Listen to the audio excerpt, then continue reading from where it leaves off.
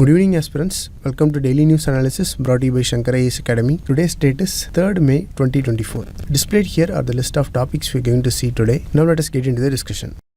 Now look at this previous year prelims question. To answer this question, you should know about Nuclear Suppliers Group, that is NSG. NSG is a multilateral export control regime. It is actually a group of nuclear supplier countries that seek to prevent nuclear proliferation by controlling the export of materials, equipments and technology. Getting NSG membership means that the applied country can have access to technology for a range of uses from medicine to building nuclear power plants. Hence statement 1 is correct. Know that India has its own indigenously developed technology, but to get its hands on state-of-art technology that countries within NSG possess, it has to become part of the group. So India applied for membership in 2016, but the other members denied the application of India. The main reason is that India has not signed the Nuclear Non-Proliferation Treaty. They insisted that India should sign the NPT first in order to get the membership of NSG. Note that the Treaty of Non-Proliferation of Nuclear Weapons, commonly known as Non-Proliferation Treaty, is an international treaty having 3 objectives, that is non-proliferation, disarmament and peaceful use of nuclear energy. It was opened in 1968 and the treaty entered into force in 1970. The treaty also recognized 5 nuclear weapon states, namely US, Russia, UK, France and China, and they can continue to possess nuclear weapons. And other non-nuclear weapon states should accept the non-proliferation norm. See, India has not signed NPT because it defines nuclear weapon states as those tested device before 1967.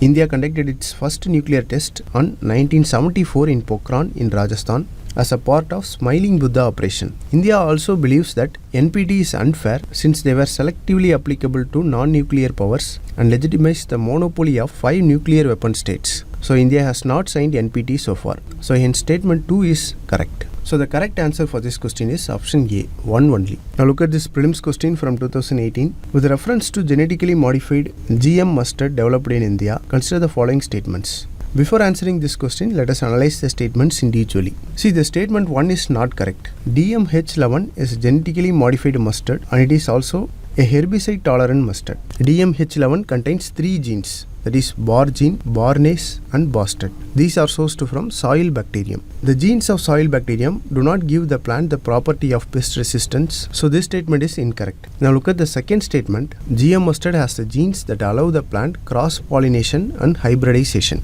See, GM mustard has mainly 2 genes, that is barnase and bastard. This allows for cross-pollination and hybridization in mustard. So this statement is correct. Now look at the third statement. GM mustard has been developed by a team of scientists at Delhi University and not by IARI and Punjab Agricultural University. So third statement is obviously incorrect. So the correct answer for this question is option B. This is all about the discussion. Now let us move to the next topic.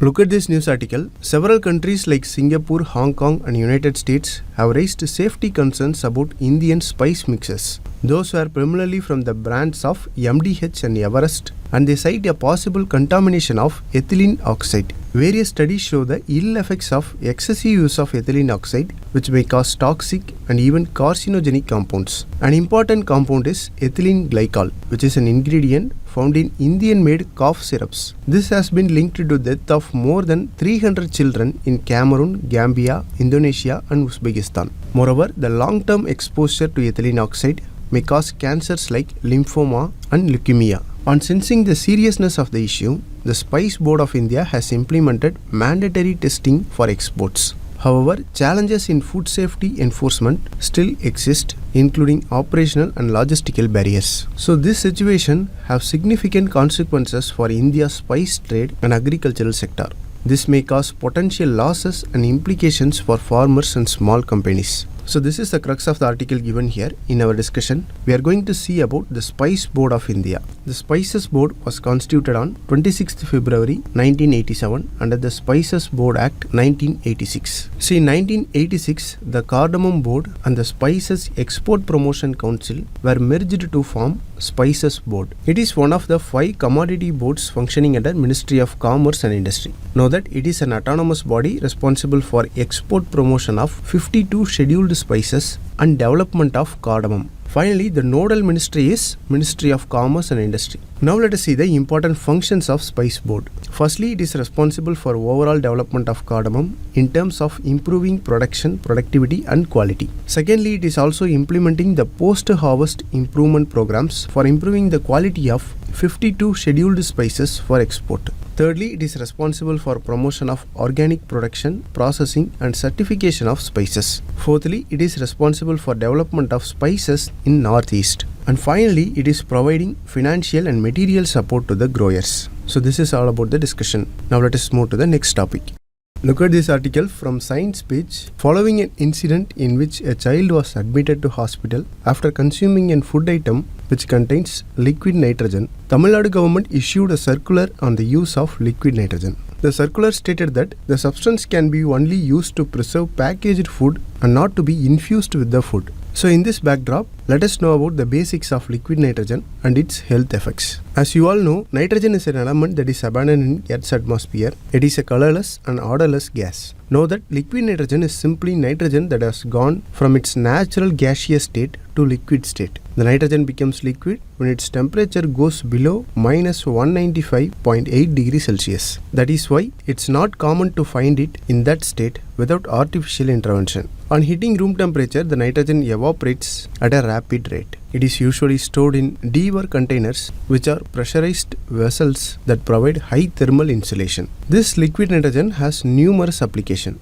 It is used to improve the quality of food and the shelf life of food. When liquid nitrogen evaporates, it displaces oxygen in the food pack. So this will prevent microbial action and preserve the freshness of the food. This technique is useful even today in packing coffee, potato crisps, peanuts, milk products, cheese, etc. Liquid nitrogen is also used to treat skin conditions and cancer. This means that liquid nitrogen is not a toxic material. So that is why it is widely used in the food and medical industry. However, it requires some precautions in handling. Now let us see the hazardous effects of unsafe liquid nitrogen usage. Firstly, the vapor of liquid nitrogen can rapidly freeze the skin tissue and this could result in cold burns, frostbite and permanent eye damage. Secondly, occurrence of asphyxiation. It is a state or process of being deprived of oxygen which can result in unconsciousness or even death. Know that liquid nitrogen expands 695 times in volume when it vaporizes and has no warning properties such as odor or color. So it is basically colorless and odorless. The expanded liquid nitrogen replaces the oxygen which leads to suffocation.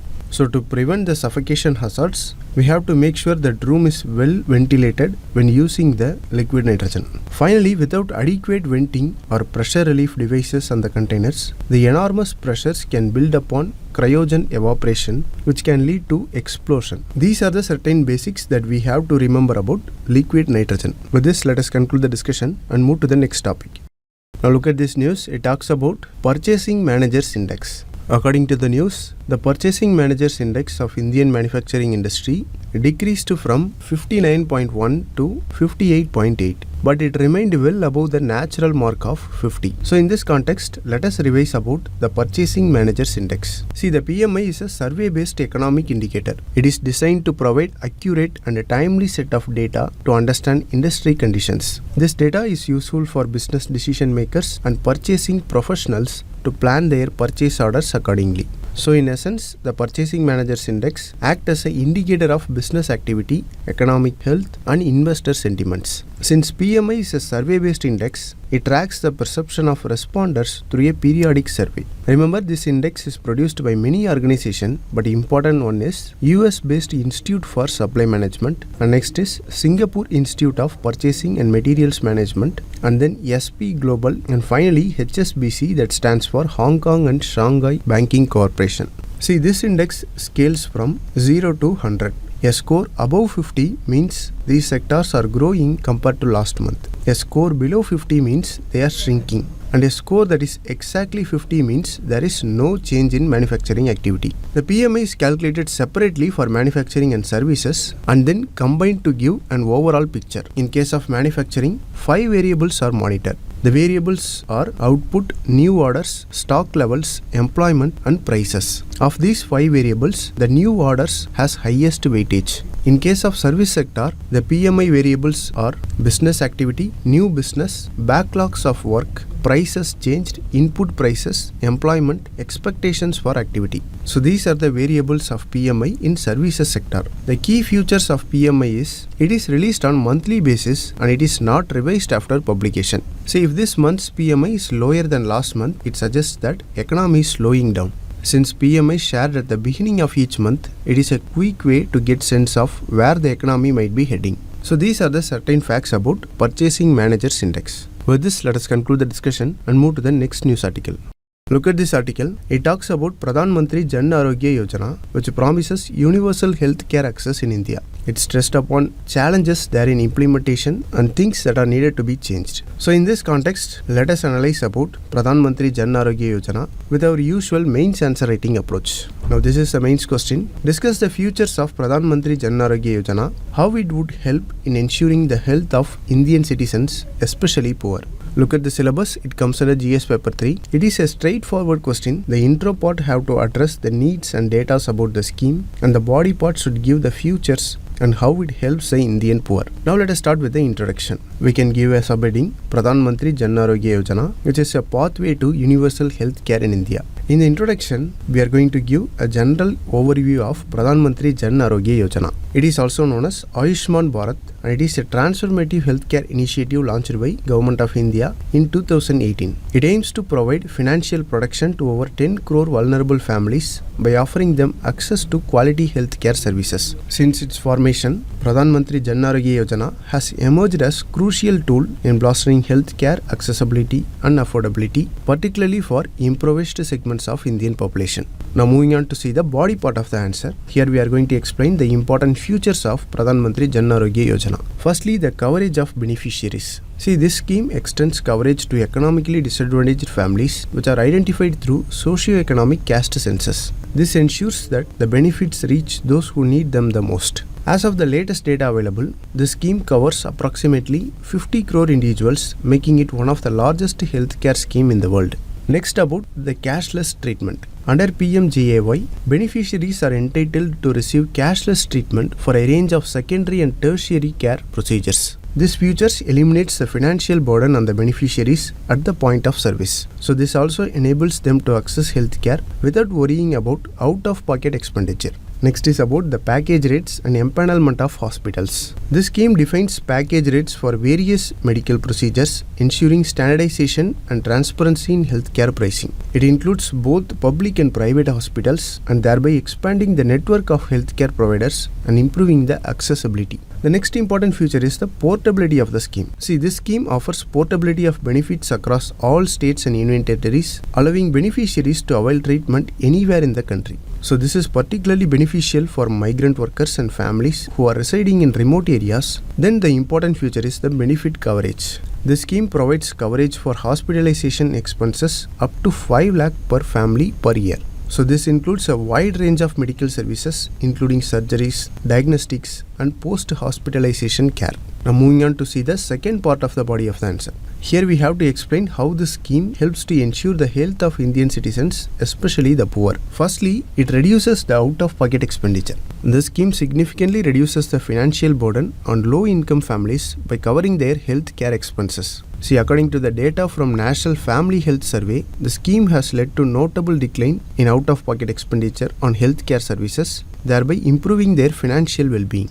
Then we can mention about the financial protection. See, this scheme acts as a safety net for poor by shielding them from financial shocks of medical emergencies. Then improved access to healthcare by providing cashless treatment and giving a diverse network of hospitals. This scheme facilitates equitable access to quality healthcare services. So this is crucial for poor who often face barriers such as lack of transportation, information asymmetry and inadequate infrastructure. Then lastly, about reduction in mortality and morbidity. Timely access to healthcare services under this scheme can prevent avoidable deaths and disabilities, particularly among poor who are disproportionately affected by preventable and treatable diseases. Then it also empowers women and vulnerable groups. See, this scheme prioritizes the health needs of women and vulnerable population, including elderly, differently abled, and those belonging to marginalized communities. With this, let us move on to see the conclusion. Pradhan Mantri Jan Arogya Yojana represents a paradigm shift in India's approach to healthcare, which is moving towards universal health coverage and social solidarity. By leveraging technology, standardizing care, and prioritizing the needs of poor, this scheme has potential to catalyze a transformation in the health outcomes of Indians. However, sustained efforts are needed to address implementation challenges, strengthen healthcare infrastructure, and ensure accountability and transparency in the delivery of services. So with this, let us conclude this answer. Now we have come to the prelims practice question discussion. Liquid nitrogen does not exist at room temperature. What is the reason for this? The correct answer is option B. The boiling point of nitrogen is less than the room temperature. Now look at the next question. Consider the following statements with reference to Purchasing Managers Index, which is often seen in the news. Look at the first statement. It is released only for manufacturing sector. This is incorrect. As we saw in discussion, PMI is released by both manufacturing and service sector. Look at the second statement. It is a survey-based measure that asks the respondents about changes in their perception of some key business variables from the month before. Yes, this statement is correct. Look at the third statement. PMI covers a broader industrial sector compared to IIP, that is Index of Industrial Production. This statement is also incorrect. Both IIP and PMI monitor the level of activity in the economy, and IIP covers a broader industrial sector compared to PMI. So the correct answer is option A, only one. With this, we have come to the end of the discussion. If you like the video, please share it with your friends, and don't forget to subscribe to Shankar IAS Academy YouTube channel. Thank you.